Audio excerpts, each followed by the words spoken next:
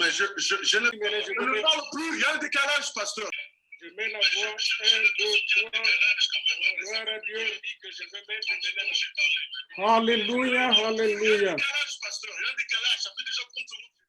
Alléluia, alléluia, alléluia. Nous sommes en ligne maintenant depuis notre studio.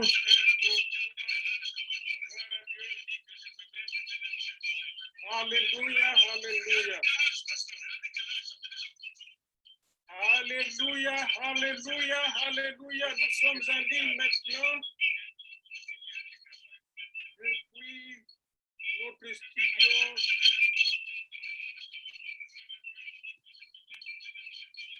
Alléluia, alléluia. Alléluia, alléluia. Nous sommes en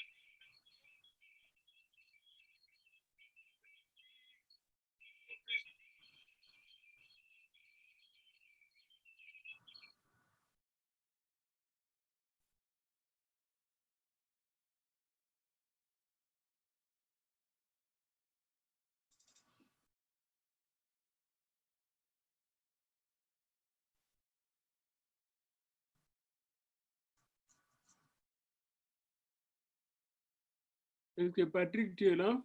Oui, je suis ici, mais je ne sais pas si tu as arrangé le décalage. Tout est arrangé presque.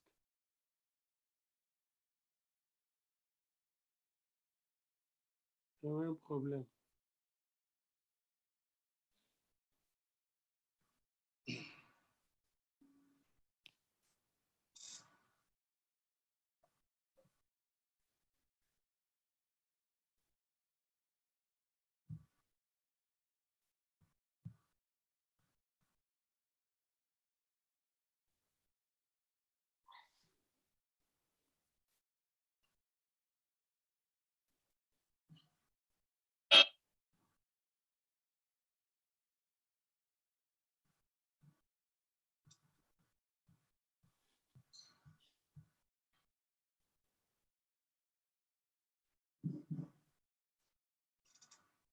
Tu me feras signe pour corps la voix. Hein?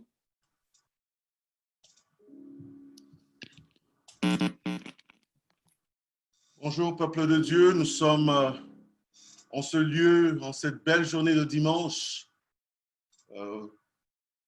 pour venir, nous sommes rassemblés pour l'adorer, pour adorer le nom de Jésus, exalter, élever le nom de Jésus.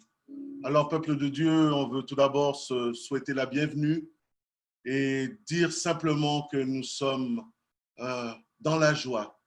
Car là où deux ou trois sont assemblés par le nom, au nom du Seigneur Jésus, nous savons qu'il est présent. Et nous savons qu'il est présent en ce lieu. Alors nous allons demander au Seigneur de nous accompagner pendant les prochaines minutes, que son esprit puisse nous fortifier, que son esprit puisse nous toucher, nous renouveler et nous enseigner par sa parole ce que nous devons faire et comment nous devons marcher. Nous voulons aussi par nos chants l'adorer, élever, exalter son nom. Alors, peuple de Dieu, aidez-moi ce matin à chanter avec moi les chants qui vont exalter le nom de Jésus. Amen. Amen. Merci Seigneur Jésus. Merci Seigneur Jésus. Oui, Père éternel, nous te louons toute la gloire, Seigneur Jésus. Merci Seigneur Jésus. Oui, Père, nous te louons, Père. Jésus-Christ est ma sagesse.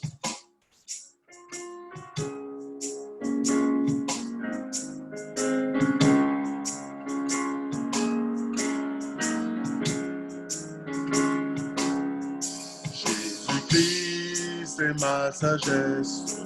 Il éclaire mon chemin. Et je marche en ma faiblesse, conduit par sa sûre main. Il éclaire mon chemin, il éclaire mon chemin. Et je marche en ma faiblesse, conduit par sa sûre main.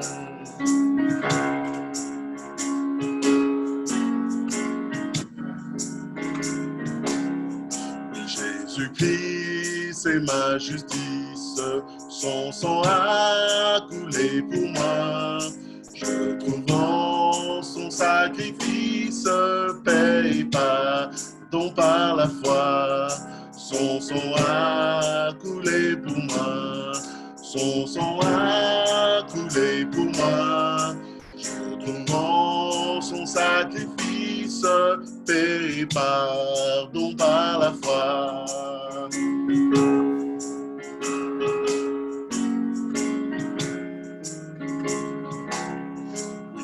Jésus-Christ me sanctifie, au divin s'est attaché. Je reçois de lui la vie qui m'affranchit du péché. À toi Jésus attaché, à toi Jésus attaché. Je reçois de toi la vie qui m'affranchit du péché.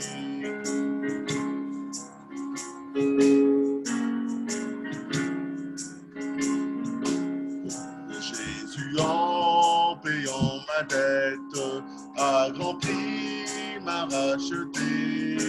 Et déjà ma place est prête vers lui pour l'éternité. Jésus, tu m'as racheté. Jésus, tu m'as racheté. Et déjà ma place est prête pour toi. L'éternité. On recommence. Oui, Jésus, tu m'as racheté. Oui, Jésus, tu m'as racheté. Et déjà, ma place est prête pour toi vers l'éternité. Oui, Seigneur, nous croyons fermement que bientôt tu viens. Bientôt ton royaume descendra du ciel et viendra sur cette terre. Alors nous allons simplement chanter. Bientôt, très bientôt, nous allons voir le roi.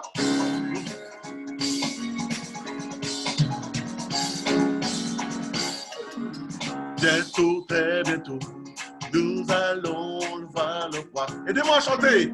Bientôt, très bientôt, nous allons voir le roi. Très bien. Bientôt, bientôt, très bientôt, nous allons voir le roi.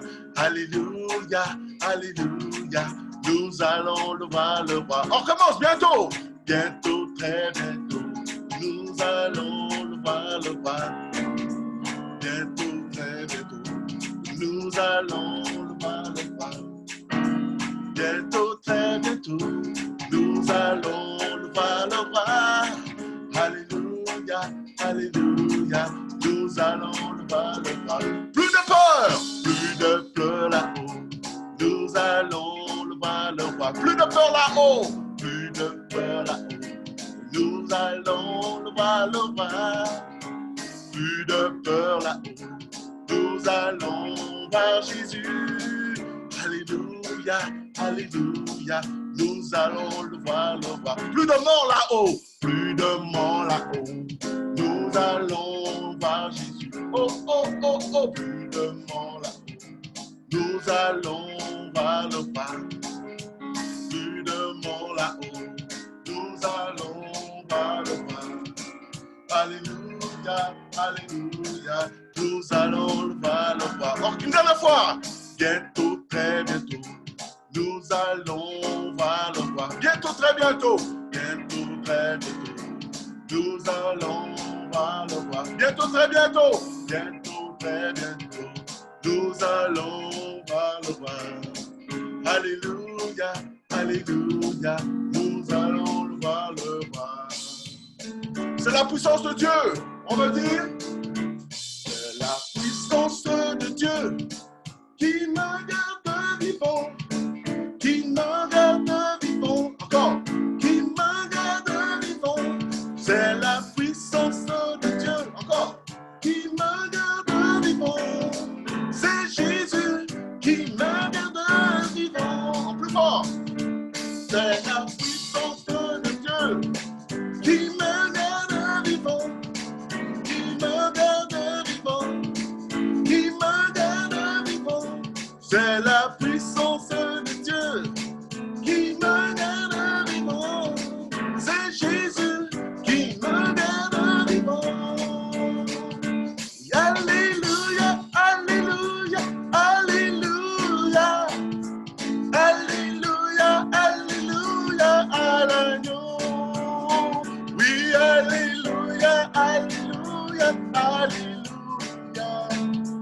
Alléluia, alléluia, à l'agneau. Will alléluia, alléluia, alléluia. Encore. Alléluia, alléluia, à l'agneau. Alléluia, alléluia, alléluia. Alléluia, alléluia, à l'agneau. Oui, c'est la puissance de Dieu qui me garde vivant, qui me garde vivant, qui me garde vivant. C'est la puissance de Dieu qui me garde vivant. C'est Jésus qui me garde vivant. Encore une fois. Oui, c'est la puissance de Dieu qui me garde vivant, qui me garde vivant, qui me garde vivant. C'est la puissance de Dieu qui me garde vivant. C'est Jésus qui me garde vivant. C'est Jésus qui me garde vivant. C'est Jésus qui me garde vivant. Je vers l'Éternel et crie de joie. Je le célèbre en tout lieu. Et quand c'est par vie avec un chant, je me réjouis car il me rend heureux. Est-ce qu'on peut recommencer? Je pousse vers l'Éternel des cris de joie. Je le célèbre en tout lieu. J'entre dans ses parvis avec un chant en main. Je me réjouis car il me rend heureux. Il me rend heureux, il me rend heureux. Je me réjouis car il me rend heureux. Il me rend heureux, il me rend heureux. Je me réjouis car il me rend heureux. Est-ce qu'on peut chanter? Il me rend heureux, il me rend heureux. Je me réjouis car il me rend heureux. Il me rend heureux, il me rend heureux. Je me réjouis car il me rend heureux. Dernière fois, il me rend heureux. Oui, il me rend heureux. Jésus me rend heureux. Je me réjouis car il me rend heureux. Il me rend heureux. Jésus me rend heureux. Je me réjouis car il me rend heureux. Merci Seigneur car tu nous rends heureux encore ce matin. Merci pour ton amour, pour la joie que tu nous donnes. Oui, il me rend heureux. Il me rend heureux. Je me réjouis car il me rend heureux. Pasteur, c'est à vous. Alléluia, je me réjouis Seigneur, car tu nous rends heureux ensemble. Amen. Oh, heureux à cause de ce que tu as fait. Non pas à cause de nos mérites, mais à cause de ton sang précieux, de ta croix sanglante. Oh, à cause de ta présence à la droite du Père, Seigneur, nous sommes heureux aujourd'hui, ensemble unis, Seigneur. Nous nous accueillons mutuellement là où nous sommes, accueillons-nous, embrassons-nous dans la joie du Seigneur. Embrassons-nous virtuellement, n'est-ce pas? Distanciation oblige, mais pas de distance dans le Seigneur. Alléluia. Alléluia. Et aujourd'hui, il y a quelque chose que j'aimerais commencer à faire avec vous tout de suite là, s'il vous plaît, parce qu'il me l'a mis à cœur pendant la prière. Nous allons prier, bénir tous ces frères, tous ces sœurs qui pendant toute cette période de la crise de coronavirus ont investi dans le royaume. Ils ont donné dans leur église locale. Régulièrement, nous avons eu des $100, des $300, des $700, des $400.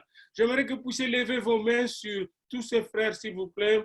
Levez vos mains et bénissez leurs poches, bénissez leur maison, bénissez, bénissez, bien-aimés. c'est important, c'est le Seigneur qui m'a mis à cœur de bénir les comptes banques des enfants de Dieu, leur salaire, leur travail, leur retraite, tout ce qu'ils investissent dans le royaume, bien-aimés. Le Seigneur m'a dit, commencez par le bénir avant de prêcher aujourd'hui. Bénissez et bénissez, puis multipliez les grâces sur leur descendance, multipliez, ils ne manqueront de rien. Je multiplie, dit le Seigneur, je multiplie dans leur grenier, je multiplie dans leur compte, dans leur portefeuille, dans leurs projets, je multiplie parce que je suis le Dieu d'Abraham, d'Isaac et de Jacob, le Dieu de la bénédiction, le Dieu de la multiplication. Soyez dans cette bénédiction que Dieu nous a donnée aujourd'hui à 5 heures, entre 5h30, 5h30 et 6h pendant ma prière. Amen. Vous recevez cette bénédiction, dites Amen. Alléluia. Amen. Et il va multiplier. Même les comptes de ceux qui ne donnent pas encore seront tellement multipliés qu'ils vont dire je donne, parce que non, le pasteur a dit vrai. Il a multiplié. Alléluia. Gloire à Dieu. Maintenant, j'aimerais que nos cœurs se préparent. Levez vos mains et juste dites au Seigneur, Seigneur, mon cœur est disposé pour recevoir ta parole. Ta parole est la vérité qui me sanctifie, qui me vivifie et qui me remplit de ton esprit. Je reçois cette parole sur le sol préparé par le Saint-Esprit. Aucune parole ne va m'échapper maintenant parce que je suis attentif au nom de Jésus. Amen. Amen. Et tout le monde, aujourd'hui, nous avons voulu ensemble examiner un phénomène extraordinaire dans la Bible. Le docteur charismatique. Dites vous-même, le docteur charismatique. Qu'est-ce que cela veut dire? Charismatique. Les enfants, écoutez ça bien. Le docteur charismatique. Docteur charismatique vient d'Éphésiens 4, verset 11. Dans Éphésiens 4, verset 11, Dieu a donné. Quand vous entendez donner, vous pouvez dire charismé. Le don de Dieu, le charisme. Dieu a donné à l'Église, il a fait don. C'est le charisme de Dieu. Il a donné. Quand il a donné, il sait pourquoi il a donné. Éphésiens 4, 11. Il a donné les uns comme apôtres, les autres comme prophètes, les autres comme évangélistes, les autres comme pasteurs et docteurs pour le perfectionnement. Voyez-vous nos enfants qui grandissent, je vois leur corps se perfectionner. Regardez Tania, comment elle a grandi. Regardez Nathan, comment il a grandi, il risque de me dépasser bientôt. Et regardez Jemima. Regardez, n'est-ce pas, Angéline, comment elle grandit même intellectuellement. Elle grandit spirituellement, n'est-ce pas? Eh bien, Dieu nous a donné des dons dans l'Église, des ministères dons pour nous faire grandir spirituellement, pour nous faire grandir dans la foi, pour nous faire grandir dans la sainteté, pour nous faire grandir dans l'adoration, nous faire grandir dans la prophétie, nous faire grandir dans le discernement des dons, dans le parler en langue, dans la connaissance de Dieu, dans la connaissance des choses de Dieu bien-aimé. Il nous faut grandir dans l'imposition des mains aux malades et les malades sont guéris. Nous devons grandir pour le perfectionnement des saints afin que le saint atteigne la maturité spirituelle. Alors, un de ces dons que nous avons déjà vu, c'était l'apôtre. Il est charismatique parce que c'est un don de Dieu. Un autre que nous avons déjà vu, l'apôtre, lui, c'est l'œuvre de Dieu, la mission de Dieu. Nous avons vu les prophètes. Le prophète, lui, c'était un messager, la bouche de Dieu. Si l'apôtre est un ouvrier de la mission et qui va ouvrir, n'est-ce pas, des espaces encore fermés à l'évangile, n'est-ce pas, eh bien, le prophète, lui, il vient avec le message du trône. Justement, ce message qui ouvre le chemin, le message du trône. Et à côté de ces grands messagers du trône, n'est-ce pas, vous avez lui-même celui-là qu'on appelle l'évangéliste. L'évangéliste, lui, c'est le tracteur de Dieu. Il vient pour tracter. Il vient pour toucher le sol. Il vient avec la bonne nouvelle. Il annonce la bonne nouvelle. Il gagne les âmes. Puis, un quatrième charismatique, c'est celui qu'on appelle le pasteur. Lui, c'est le troupeau, les brebis du Seigneur. Il pleure pour les brebis perdues. Il pleure pour les brebis qui sont blessées, malades. Il est hâte d'aller le visiter, d'en prendre soin. C'est un don que Dieu lui donne. Il a un cœur compatissant. Là, la colère riche en bonté. Quand il entend le prophète blâmer, il vient et dit, oui, merci prophète, maintenant laissez-moi prendre soin de ma brebis, la brebis du Seigneur. Quand il entend l'évangéliste appeler au salut, il vient aider la personne à recevoir le Seigneur. Et lui, c'est comme un papa, un grand-papa gentil. Il prend soin des enfants du Seigneur. Il a le charisme d'eux-mêmes. Il vient avec des bonbons du Seigneur, des biscuits du Seigneur.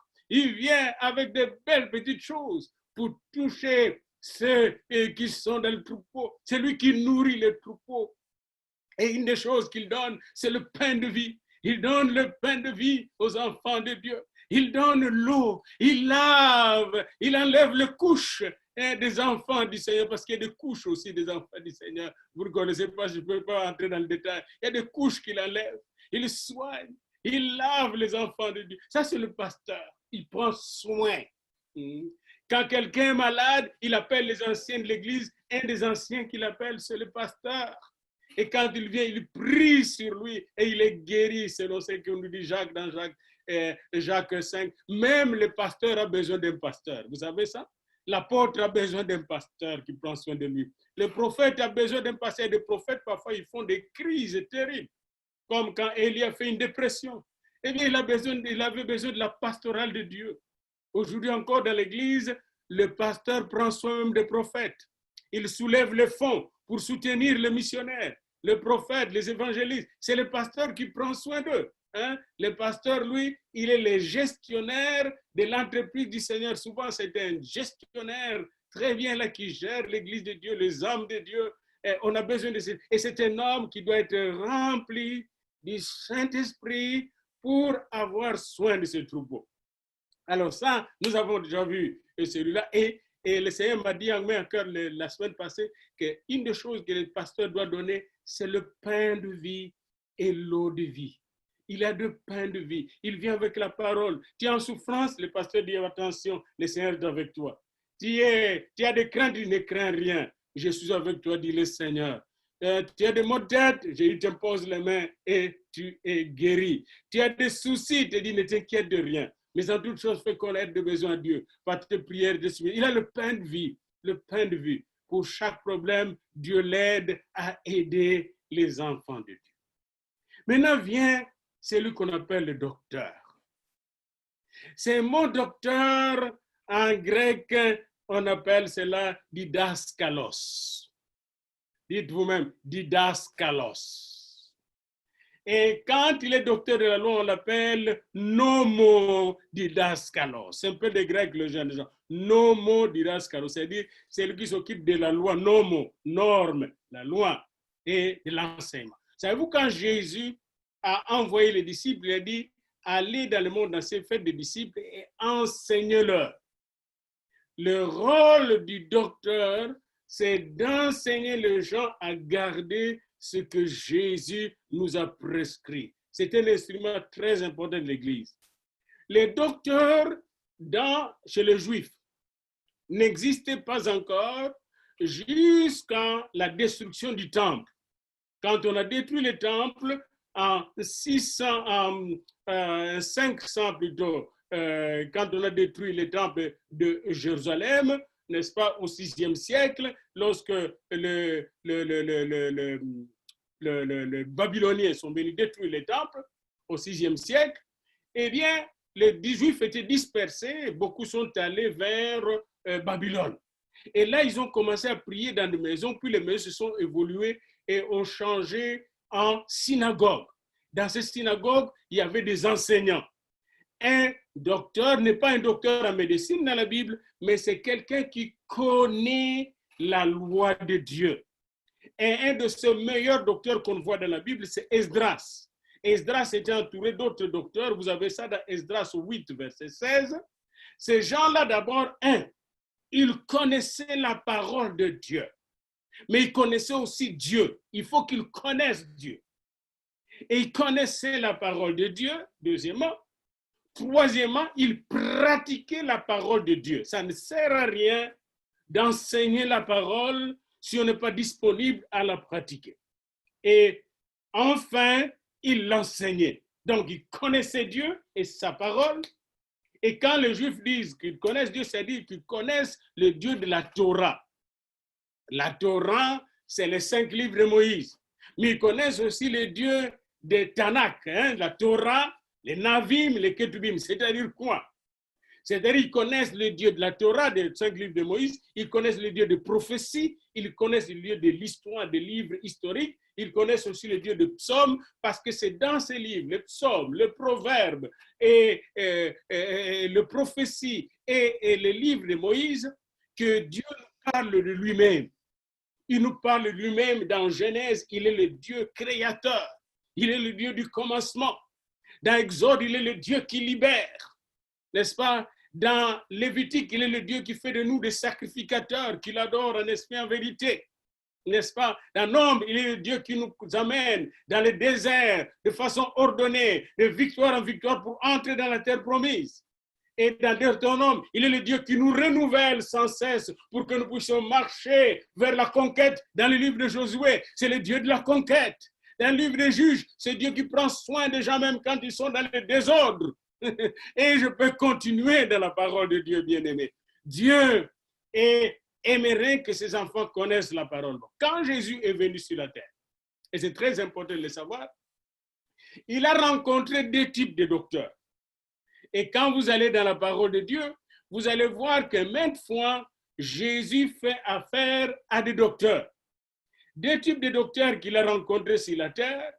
1, le docteur de la loi, aveuglé par la loi, par le sabbat, c'était des docteurs aveugles. Ce type de docteurs-là, on ne les appelle pas des docteurs charismatiques, non. Ces docteurs-là venaient souvent piéger Jésus. Et vous avez ces docteurs dans la parole de Dieu, pouvaient les regarder. Et par exemple, quand Jésus était en train de prêcher à Nazareth, vous pouvez aller dans Luc 5, verset 17. Jésus qui enseignait, Luc 5, verset 17. Un jour, Jésus enseignait, des pharisiens et des docteurs de la loi, nomos didaskalos, étaient là assis, venus de tous les villages de la Galilée, de la Judée et de Jérusalem. Et ils regardaient Jésus. Et ils étaient là pour juger Jésus. Et pendant qu'ils étaient assis, une autre chose qui est dit, la puissance du Seigneur, Jésus, s'est manifesté par des guérisons. Jésus, lui, était le docteur charismatique. et j'aimerais vous dire que Jésus est appelé docteur plusieurs fois dans la parole de Dieu. Il est appelé docteur, bien-aimé.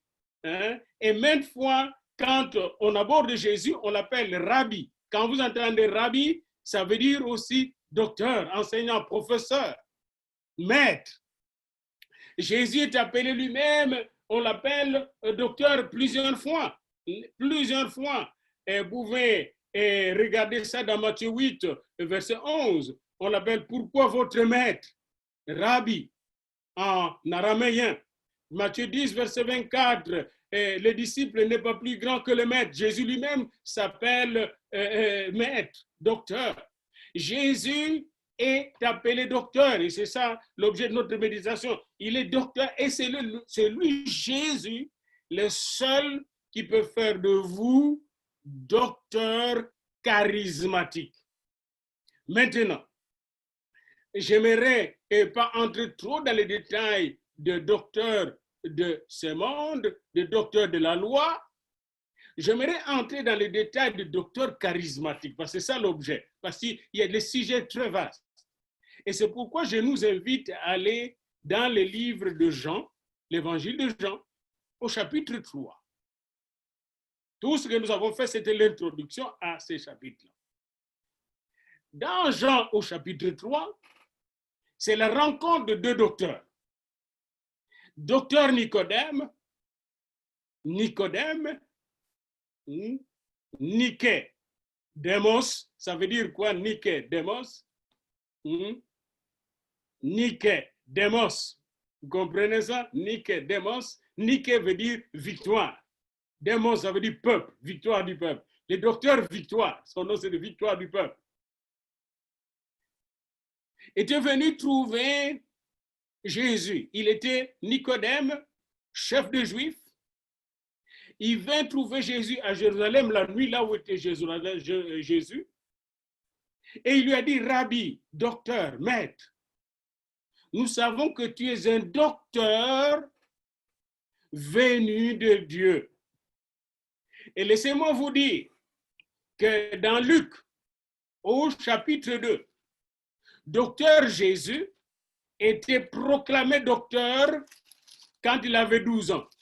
C'est le seul docteur qui a défendu sa thèse à l'âge de 12 ans. Docteur Jésus. Alléluia. Alléluia. Maintenant, je vais vous dire comment Nicodème va entrer à l'école du docteur Jésus. Vous avez ça à l'âge de 12 ans, docteur Jésus arrive au temple dans son enfance. Et verset Luc 2, verset 41 jusqu'à 50. Et alors, ses parents l'ont vu, cet enfant, il était avec des docteurs. Et là, il interrogeait le docteur. Il interrogeait le docteur et le docteur lui répondait. Et le docteur était étonné. Lisez ça bien dans Luc 2, vous-même calmement. Luc 2, quand vous aurez le temps, dans le temple, il était assis au milieu des docteurs. Verset 46. Il était assis. Jésus, 12 ans. Mes enfants, vous pouvez à 12 ans être des docteurs de la parole de Dieu. Jésus, à 12 ans, était avec le docteur. Je bénis Dieu pour aujourd'hui, pour nous avoir aujourd'hui envoyé nos enfants. À 12 ans, il était avec le docteur et le docteur était assis avec lui et Jésus leur posait des questions, les écoutant et les interrogeant. Un docteur, il écoute et il pose des questions. Et verset 47, tout ce qu'il entendait était frappé de son intelligence et de ses réponses. Donc, Jésus avait une intelligence au-dessus de nos têtes et des têtes de docteurs de son époque. Il était intelligent. Donc, les enfants de Dieu, ils doivent être comme ça, comme était Daniel, au chapitre 1 de Daniel. C'est un homme normal, mais avec une intelligence anormale qui venait de Dieu. Alors, un docteur est comme ça. Maintenant, au chapitre 3 de Jean, et nous revenons à notre texte de base d'aujourd'hui, Jésus était visité par un docteur de la loi qui s'appelait Nicodémus.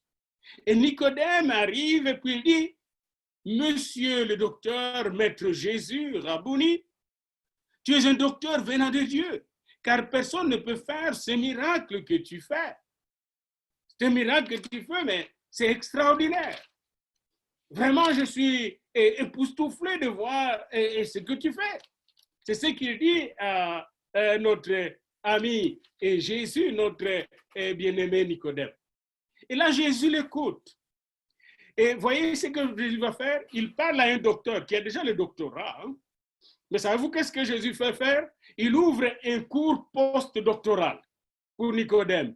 Parce qu'il constate que le doctorat qu'il a fait ne le qualifie pas beaucoup. Et c'est ce qui arrive d'ailleurs aujourd'hui. Il n'y a pas longtemps que le monde a découvert, c'est là qu'après le doctorat, après la thèse, les gens ne sont pas encore capables d'enseigner, de maîtriser la science. Il faut qu'ils passent encore dans un programme post-doctoral. Jésus avait déjà ouvert le programme post-doctoral du ciel. Wow! Moi, ça me fascine. Ça me fascine. Jésus lui dit dans son cours, en vérité, je te l'ai dit, si un homme n'est né de nouveau, il ne peut voir le royaume de Dieu. Ah! Là, Jésus commence à lui donner le fondement d'un vrai docteur, le fondement d'un vrai enfant de Dieu. Jésus, au lieu d'être époustouflé, d'être monté, pompé par les félicitations de Nicodème, Jésus veut transformer ce docteur charnel, ce docteur docteur intellectuel, ce docteur religieux, un docteur charismatique. Voyez-vous, un docteur de Dieu, un docteur rempli du Saint-Esprit. Il dit, il faut naître de nouveau. Et bien aimé, pour nous qui avons enseigné dans la faculté de théologie, nous savons que presque plus de 50% de gens qui font jusqu'au doctorat en théologie ne sont pas nés de nouveau. Ne sont pas nés de nouveau. Voyez-vous, hier, on a célébré la grande fête de l'Assomption dans l'Église catholique, l'Assomption. Et tout le monde était dans cette fête. Mais personne ne se pose la question, est-ce que la Vierge Marie est vraiment montée physiquement au ciel? À quelle date? Et comment? Et le tombeau qui se trouve à Éphèse, ce n'est pas le tombeau de la Vierge Marie? Qu'est-ce que Jean dit? Personne. Parce que si on n'est pas docteur renouvelé, il est difficile de connaître la vérité qui rend libre. Je donne juste un exemple. Parce que hier, je parlais avec mon collègue qui est prêtre en France et qui me parlait de l'Assomption et qui peut nous suivre maintenant d'ailleurs. Puisque nous sommes suivis par beaucoup de gens qui sont en France, au Congo et en Angleterre à travers notre Zoom et notre Facebook. Bien-aimés dans le Seigneur, le docteur Nicodème était un juif bien formé dans la Torah, il connaissait bien le livre prophétique, mais il ne connaissait pas la nouvelle naissance que vous connaissez maintenant. Il faut naître de nouveau. Vous ne pouvez pas aller dans le nouveau royaume si vous n'êtes pas né de nouveau. Nicodème, ce n'est pas la religion qui va vous amener au ciel. Nicodème, vous ne pouvez pas être qualifié. Vous ne pouvez pas être un docteur véritablement du royaume si vous n'êtes pas né de nouveau. Alors, docteur Nicodème dit, comment un homme peut-il naître de nouveau? Vous, aujourd'hui, c'est facile. Et c'est tellement trop facile que c'est pourquoi peut-être beaucoup de chrétiens ne sont pas nés de nouveau, parce qu'ils pensent que naître de nouveau, c'est facile. Naître de nouveau, c'est renoncer aux œuvres mortes, renoncer à notre culture, renoncer à nos religions, renoncer à nos habitudes, renoncer à nos vieilles habitudes, notre vieille manière de parler, notre vieille manière de penser, notre vieille manière de considérer les gens. Naître de nouveau n'est pas facile, bien-aimé. C'est se dépouiller du vieil homme qui nous contrôle. Le vieil homme qui a pris la place à nous depuis la naissance. Le vieil Adam, la vieille Ève qui est toujours là. Un théologien anciennement catholique, le premier protestant, Martin Luther, le réformateur allemand, a dit « J'ai voulu noyer le vieil homme. Puis j'ai constaté, je me suis rendu compte après un certain temps qu'il savait surnager. » Le vieil homme, bien-aimé, il peut surgir. Le vieil homme a surgi dans Pierre quand il a commencé à dire à Jésus de ne pas aller à la croix. Le vieil homme a surgi dans Thomas quand il a commencé à dire à ses amis, si je ne vois pas son corps, si je ne touche pas les marques sur ses mains et sur son côté, je ne peux pas croire qu'il est ressuscité. Le vieil homme est toujours là. Le vieil homme a surgi dans Ananias et Saphira et ils ont voulu tromper le Saint-Esprit avec leurs dîmes et leurs offrandes.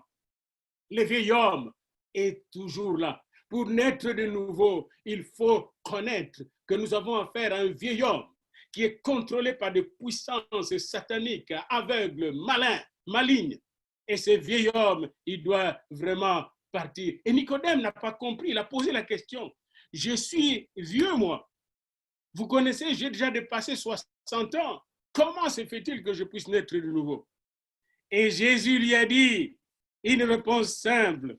En vérité, je te le dis, si un homme n'est né d'eau et d'esprit, souvenez bien ça, hein? L'eau, il est un fleuve coulant du cœur de Dieu. L'eau dont il parle ici, Jésus, c'est l'eau qui se trouve auprès du Père. Quand vous allez dans les eaux de baptême, vous entrez symboliquement dans ces eaux pures. Ce n'est pas une blague, ce n'est pas un simple geste qu'on fait, bien-aimé. C'est eau de vie, l'eau qui jaillit du cœur de Dieu, l'eau dont la source est Dieu lui-même. Quand vous naissez de nouveau, vous êtes lavé par cette eau, vous êtes purifié par cette eau. Jésus est venu avec l'eau, le sang et l'esprit, bien-aimé.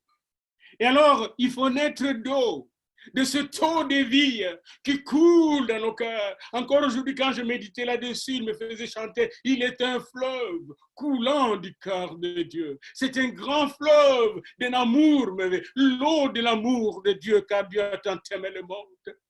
L'eau de l'amour de Dieu qui l'a amené à sacrifier son propre fils pour moi et vous. Il faut naître d'eau, mais il faut naître aussi d'esprit. Parce que les esprits qui nous ont manipulés, qui nous ont contrôlés, Nicodème, les esprits qui te contrôlent dans la religion, Nicodème, doivent quitter pour faire place à l'Esprit de Dieu, l'Esprit de vérité, l'Esprit d'amour, l'Esprit de joie, l'Esprit de paix, l'Esprit de lumière, l'Esprit d'inspiration, l'Esprit de la création et du Créateur. Alléluia. Et quand Nicodème a entendu cela, il écoutait maintenant Jésus, il ne posait plus de questions. Jésus a continué son enseignement. Il a connu son cours comme docteur charismatique. Il dit, Nicodème, ce qui est né de la chair est chair. Nicodème, ton école théologique n'a pas changé ton cerveau. Tu étais né dans la chair, même dans son école, dans cette école. Parce que ce qui est né de la chair est chair, mais ce qui est né de l'esprit est esprit. Nicodème, ne t'étonne pas que je t'ai dit, il faut que vous naissiez de nouveau. Le vent souffle où il veut. Alors Jésus, voyez-vous, il avait des images. Hein? Vous voyez, vraiment, c'est un docteur, il va maintenant dans l'image de vent. Il dit, le vent souffle où il veut. Et tu entends le bruit, mais tu ne sais d'où il vient, où il va. Nicodème, il en est de même de l'esprit. Maintenant, l'esprit t'a amené ici. L'esprit a soufflé sur toi et t'a amené la nuit, Nicodème. Le vent de l'esprit a soufflé et t'a amené vers moi, Nicodème. C'est le temps de naître de nouveau. Et si vous regardez Nicodème, il sera né nouveau. Nicodème ira jusqu'à donner sépulture à Jésus, parfumer le corps de Jésus. Nicodème a écouté le cours du docteur Jésus. Et Nicodème lui dit, mais comment cela peut-il se faire? J'aimerais savoir comment ça peut se faire. Verset 9, verset 10. Jésus lui répondit, tu es le docteur d'Israël et tu ne sais pas ces choses. Ah, professeur Jésus, peut-être il nous dit la même chose encore aujourd'hui. Comme les enfants à la maison, à l'école, parfois le professeur vous dit, mais tu ne connais pas encore ces calculs? Ces calculs, tu ne connais pas encore l'algèbre? Comment ça se fait-il? Tu es en 10e année et tu ne connais pas l'algèbre? Jésus lui dit, mais tu ne connais pas l'ABC de la vie spirituelle, la nouvelle naissance, naître d'eau et d'esprit. Tu es docteur d'Israël. Autrement dit, le doctorat en religion, en théologie ne peut te conduire à la nouvelle naissance. Il faut le doctorat de Jésus-Christ, le doctorat de l'écoute de la parole de Dieu qui transforme. Bien-aimé, j'étais en train de méditer si quelqu'un passait 3 heures par jour avec Jésus. 3 heures par jour, imaginez-vous. Quelqu'un a le 8 heures, parce que nous avons 24 heures de vie par jour. 8 heures de travail, 8 heures de sommeil, et nous avons 8 heures disponibles. Mais imaginez-vous dans vos 8 heures disponibles, si vous donnez 3 heures par jour à Jésus. Il vous donne son cours biblique.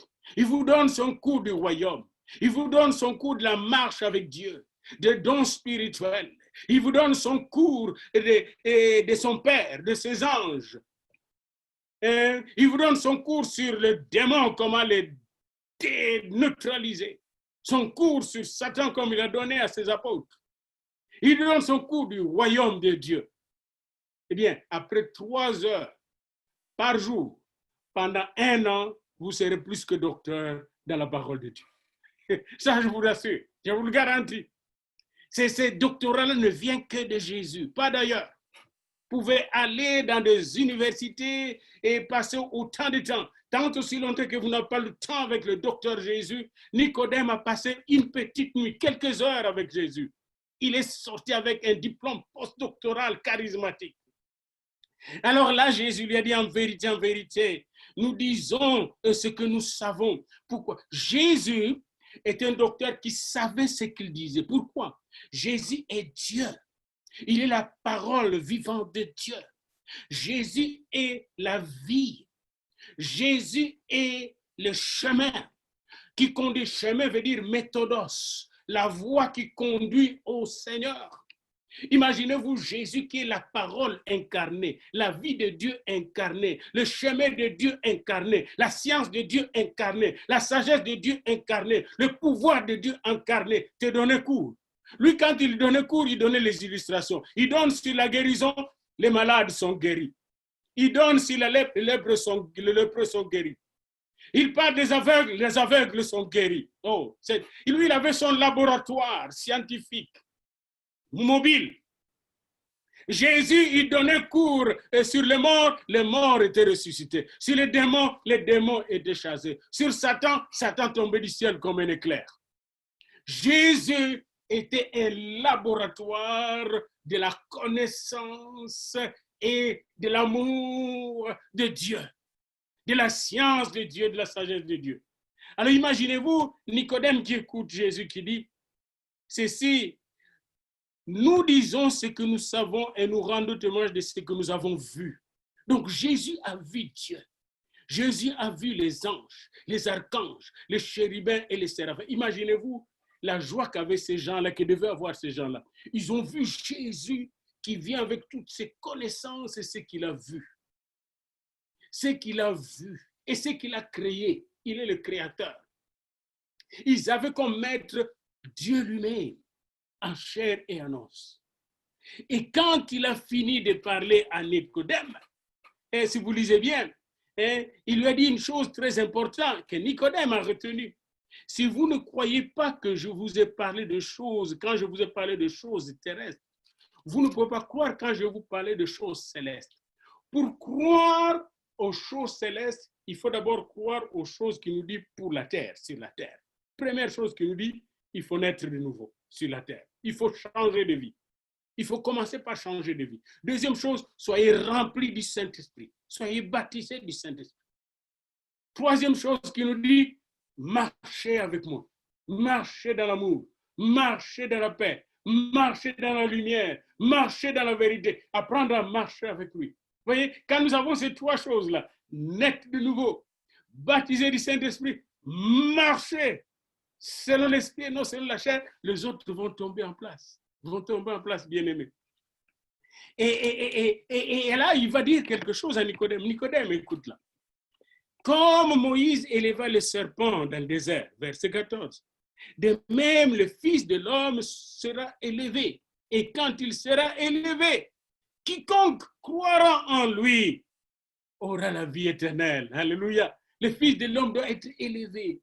Quand vous êtes né de nouveau, vous élevez Jésus. Et vous regardez Jésus dans son élévation à la croix. C'est sur cette croix que nous recevons la vie éternelle. Et c'est là que vient le verset 16 du docteur Jésus. Car Dieu a tant aimé le monde qu'il a donné son Fils unique afin que quiconque croit en lui ne périsse pas, mais qu'il ait la vie éternelle. Bien-aimés dans le Seigneur, je vais m'arrêter là sur le docteur Jésus. Et vous rappelez une chose, c'est que tous ceux qui étaient avec Jésus comme apôtres, ils ont reçu le doctorat de Jésus. Regardez seulement les livres qu'ils ont écrits, le livre de Matthieu. Regardez le livre de Matthieu des gens. C'est des livres qui donnent des mots de tête aux docteurs en théologie. Les livres de Pierre, les épîtres de Pierre, les épîtres de Jean, l'Apocalypse. L'Apocalypse, c'est un doctorat à la fin des temps, en fin de temps. Un doctorat sur ce qui va arriver. Bien-aimé dans le Seigneur, ce docteur de Dieu était né de nouveau, était baptisé du Saint-Esprit et marchait selon l'Esprit et non selon la chair. Retenez ça bien. Un docteur de Dieu doit d'abord naître de nouveau, doit être rempli du Saint-Esprit et doit marcher avec Dieu jour et nuit, parce que c'est en marchant avec Dieu qu'il apprend les choses d'en haut. Et ici, j'aimerais chuter avec vous. Venez avec moi dans Acte 13, ça sera notre chute en douceur parce que nous voulons atterrir. Acte 13. Acte 13. Et là, nous avons affaire à des docteurs. Acte 13. Il y avait dans l'église d'Antioche des prophètes et des docteurs. Barnabas, Siméon, appelé Niger, Lucius de Cyrène, Manahem, qui avait été élevé avec Hérode le tétrarque et Saul. Pendant qu'ils servaient le Seigneur, comment ils servaient le Seigneur, ces docteurs et ces prophètes? Dans leur ministère, et qu'ils jeûnaient. Pendant qu'ils servaient le Seigneur dans leur ministère, ces prophètes et ces docteurs, acte 13, 1 à 2, et qu'ils jeûnaient. Le docteur est au service du Seigneur. Il est au service de l'Église de Dieu. Il est au service de Dieu. Et il le sert dans la prière et le jeûne, dans l'étude de la parole de Dieu. Et voyez-vous, parce que comme docteur de Dieu, vous devez connaître la parole de Dieu de Genèse à Apocalypse. Pas seulement dans votre tête, mais cette parole doit vous transformer, doit vous recréer. Voyez-vous, avec Genèse, on est dans la recré. Dieu doit nous recréer. Avec Exode, la parole de Dieu nous fait sortir de l'Égypte, de l'esclavage. Avec Lévitique, la parole de Dieu fait de nous un royaume de sacrificateurs pour Dieu son Père. Avec Nombre, la parole de Dieu nous ordonne afin que nous puissions marcher de victoire en victoire dans l'ordre ensemble comme corps du Christ, comme armée du Seigneur. Avec Deutéronome, la parole de Dieu renouvelle en nous la loi de Dieu, l'amour de Dieu, les promesses de Dieu. Et avec Josué, la parole de Dieu nous donne de conquérir les territoires qu'il nous a donné de conquérir. Avec Juge, la parole de Dieu nous apprend comment gérer nos vies, comment gérer nos maisons, comment gérer, n'est-ce pas, notre maison qui s'appelle le pays avec ordre dans Juge. C'est le désordre qui est là, mais le Saint-Esprit arrive avec le Juge pour mettre de l'ordre. Avec le livre de Samuel, nous allons apprendre comment la parole de Dieu, n'est-ce pas, commence par la prière avec Anne. Hein? Voyez-vous, Anne qui prie, et quand elle prie, elle résout son problème de stérilité, mais en même temps résout le problème de la stérilité d'Israël, car Israël était stérile avec Élie le juge, Israël était stérile avec ses enfants qui étaient débauchés, mais avec les prières d'Anne, qui sont des prières prophétiques et doctorales, parce qu'il va mettre au monde un prophète, un juge, un sacrificateur, un docteur de la parole de Dieu, qui est Samuel. Avec ces prières, Israël sera sauvé. Voyez-vous, vous demandez à Dieu, n'est-ce pas, de résoudre votre problème, puis quand il résout votre problème, il résout le problème de toute une nation, de tout un peuple, de familles entières. C'est ce qui arrive avec Anne. Voyez-vous, bien aimés dans le Seigneur, les docteurs qui étaient à Antioche, ils servaient le Seigneur dans leur ministère et ils jeûnaient. Et pendant qu'ils jeûnaient et priaient, le Saint-Esprit leur a parlé. Quand les docteurs jeûnent et prient, le Saint-Esprit, c'est pourquoi je les appelle docteurs charismatiques. Parce que le Saint-Esprit leur donne le charisme, le don. Ils ont reçu les dons, la révélation. Mettez à part Paul et Barnabas pour les envoyer en mission. Voyez-vous, ce n'est pas une initiative d'un conseil des hommes. Docteurs de Dieu, nous voulons l'être, nous voulons les avoir, mais nous voulons avoir des docteurs loin de Dieu, nés de nouveau, remplis du Saint-Esprit. Des docteurs qui jeûnent et prient et qui écoutent la voix de Dieu. Alors ils vont nous enseigner les choses qui viennent de Dieu. Quand ils vont enseigner, la paix va dans nos cœurs troublés. Quand ils vont enseigner, la joie va dans nos cœurs tristes. Quand ils vont enseigner, la guérison va venir dans le cœur malade. Quand ils vont enseigner, la lumière va venir dans le cœur des ténèbres. Parce que ce sont des docteurs en Jésus-Christ, la lumière du monde. Que Dieu aide son Église à avoir des enseignants qui sont remplis du Saint-Esprit, qui sont nés de nouveau et qui marchent dans la lumière au nom de Jésus. Que nos enfants qui grandissent puissent devenir ces docteurs-là de notre génération pour connaître les oracles de Dieu, les enseignements de Dieu, les enseignements de Jésus-Christ, les enseignements du Saint-Esprit, afin que l'Église de Dieu puisse atteindre sa perfection, sa maturité, selon l'Esprit, au nom de Jésus. Amen. Alléluia. Amen.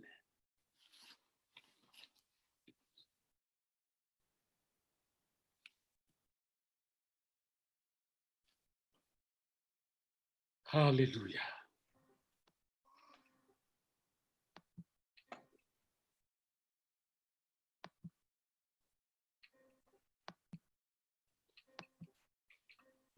Alléluia. On a 5 minutes de partage, comme souvent. N'oubliez pas, tout est enregistré.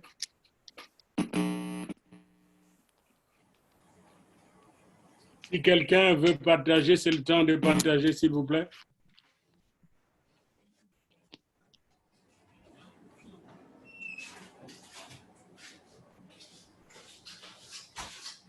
Et pour ceux qui nous quittent dans le Facebook ici, que Dieu vous bénisse. Et n'oubliez pas, Dieu vous appelle, surtout les jeunes, à être de bons pasteurs charismatiques, de docteurs charismatiques, de prophètes charismatiques de Dieu, pas de faux prophètes, pas de faux docteurs, des apôtres charismatiques de Dieu, pas de faux apôtres. S'il vous plaît, venez à lui, naissez de nouveau et recevez son esprit. Amen.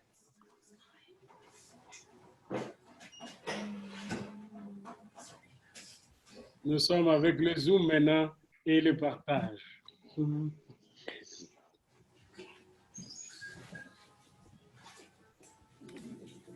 Bon, ben, je vais commencer encore.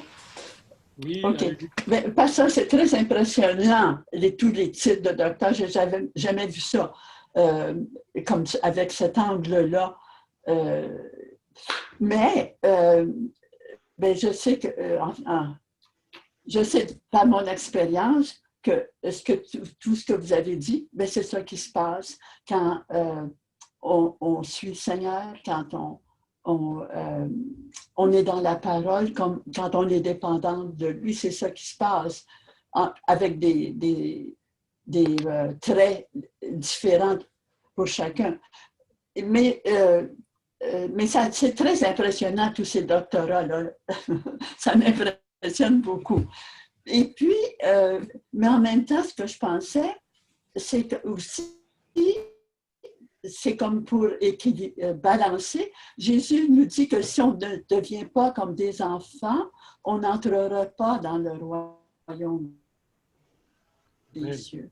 Alors, si on se met avec... ben, c'est le Saint-Esprit qui le fait. Et c'est le Saint-Esprit qui le fait. Alléluia. Mais on peut rester aussi... Si les doctorats nous impressionnent trop, mais soyons comme un enfant et puis le Dieu le fait en nous. Mais c'est ça que je veux dire. Oui, mais s'il vous plaît, le doctorat de Jésus-Christ n'impressionne pas charnellement. Comme, voyez-vous, Nicodème était impressionné spirituellement. Et c'est très important de le savoir parce que je vis des doctorats sur la terre, dans les universités, ça impressionne charnellement et souvent les docteurs parlent, les gens ne comprennent rien. C'est très abstrait quand vous entendez quelqu'un comme par exemple, Ricoeur, il parle, tu ne suis même un grand théologien, tu ne comprends pas le concept qu'il dit. Et quand Nicodème était devant Jésus, il était impressionné, il dit, tu es un docteur venant de Dieu. Et parce qu'il dit, quand tu parles, il y a des choses qui se passent. Donc, ce doctorat qui fait de nous des enfants de Dieu, qui fait de vous enfants de Dieu, nous impressionne sur le plan spirituel, nous amène dans la gloire de Dieu, dans le royaume de Dieu. Sinon, il faut jeter ça dans la poubelle. Très important. Soyez impressionnés seulement par Dieu, par la gloire de Dieu. Plus tu comprends Dieu, tu es fasciné par Dieu, par l'amour de Dieu, par la science. Imaginez-vous, Jésus qui nous parlait là, il est le créateur de tout. Jésus qui nous parlait là, qui parlait aux apôtres, il connaissait toutes les planètes, c'est-à-dire il connaissait toutes les sciences. Jésus là que vous voyez, il connaissait la géologie, la chimie, la physique. Jésus connaissait tout ça. Ça m'impressionne. Ça m'impressionne plus que tout. Il connaissait le cœur de l'homme. Il connaissait les démons. Il connaissait le diable. Il voyait le diable. Mais les savants, ils ne connaissaient même pas le diable parce que les savants, son maison même est détruite par le diable. Son mariage est détruit par le diable. Mais Jésus, je connais un grand théologien dont toute la vie était détruite par le diable. Il connaissait la théologie, mais il détruisait toute la parole de Dieu et il a fini par être détruit. Ce n'est pas ce doctorat qui m'impressionne, mais le doctorat de Jésus. Waouh! Waouh! Yes. Hein, maman, cérémonie? Hein? Le doctorat de Jésus, le doctorat de l'amour, le doctorat de la joie, le doctorat de la lumière, le doctorat du ciel, le doctorat de la vie éternelle. Oh, ça me fait sauter. Ça me fait sauter. Yes. Yes. Le doctorat qui nous unit ensemble et qui font de nous un seul corps. Oh! Hey, blanc, noir, jaune, rouge, on devient un seul corps. Oh! Ça m'impressionne. Et ça me met dans la louange, dans l'adoration. Gloire au Seigneur. Gloire au Seigneur. Yes.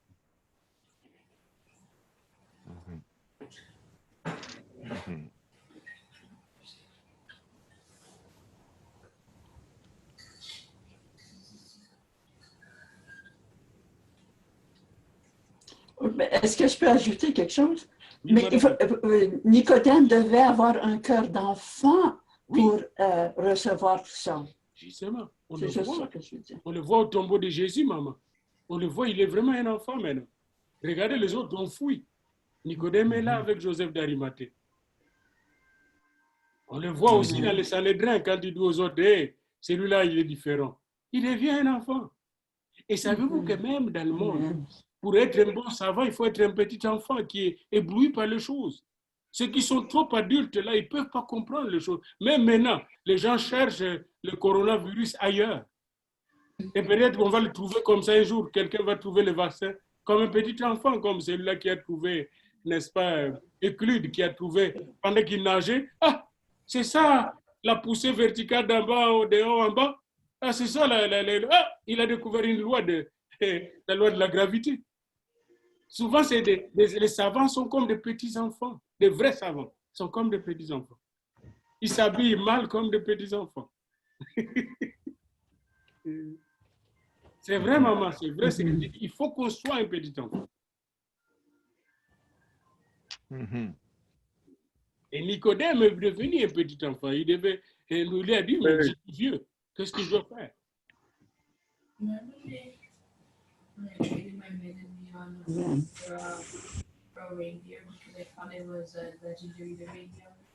Et dans l'Église, nous devons apprendre, surtout nous les pasteurs, les enseignants, nous devons apprendre à être de petits-enfants. C'est pourquoi aujourd'hui, je suis très content d'avoir mes enfants en ligne parce qu'ils nous donnent la chaleur, puis ils font de nous des petits-enfants. Et j'ai préparé beaucoup d'enseignements là pour les adultes, mais dès que j'ai vu mes enfants, j'ai un peu mis de la couleur, de l'eau dans mon vin pour faire que mes enfants aussi puissent digérer ce petit enseignement. Parce que ma joie, c'est de voir Angéline, de voir Tania, de voir Nathania aimer la parole de Dieu et devenir nos enseignants pendant que je suis encore vivant.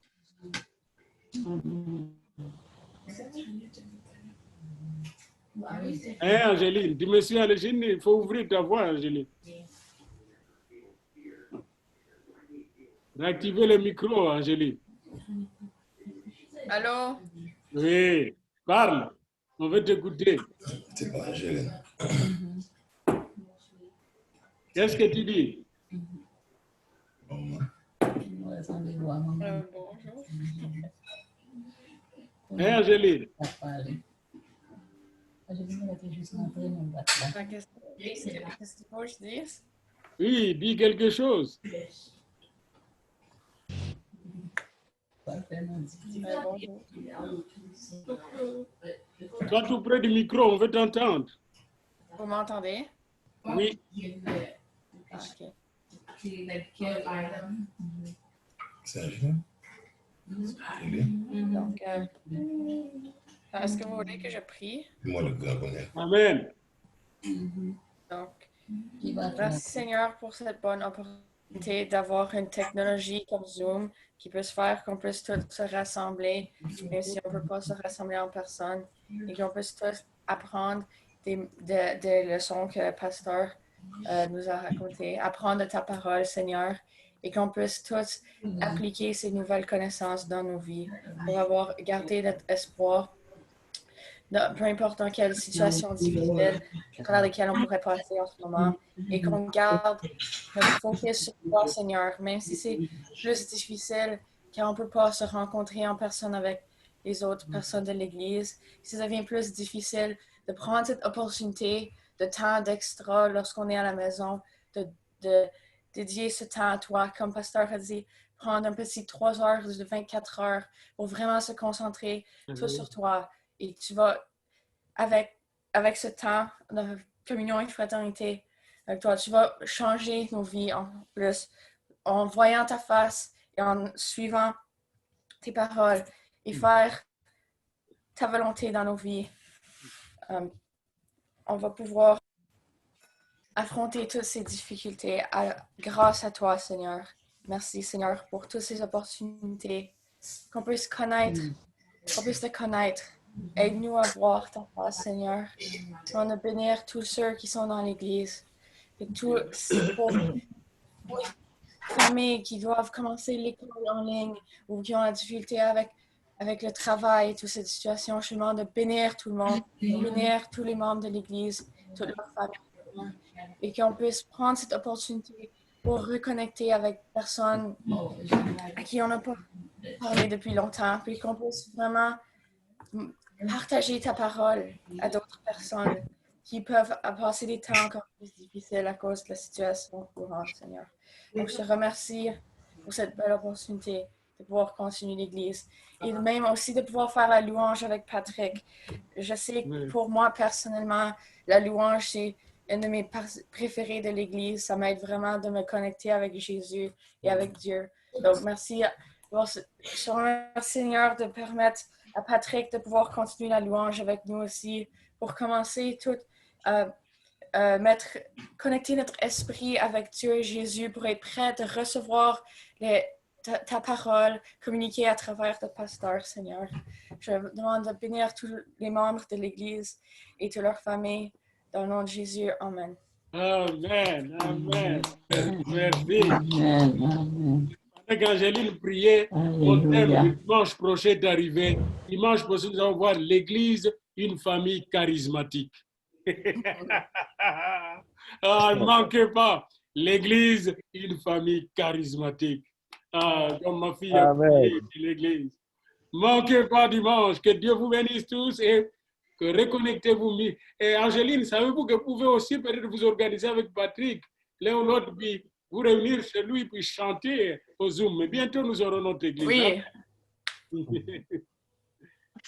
Au revoir, salut. Au revoir. Bénissons-nous, bénissons-nous. Bye bye, maman. Maman Vernon, au revoir. Au revoir, Patrick. Au revoir, tout le monde. Oh my God. Papa Jules, bonne semaine. Au revoir.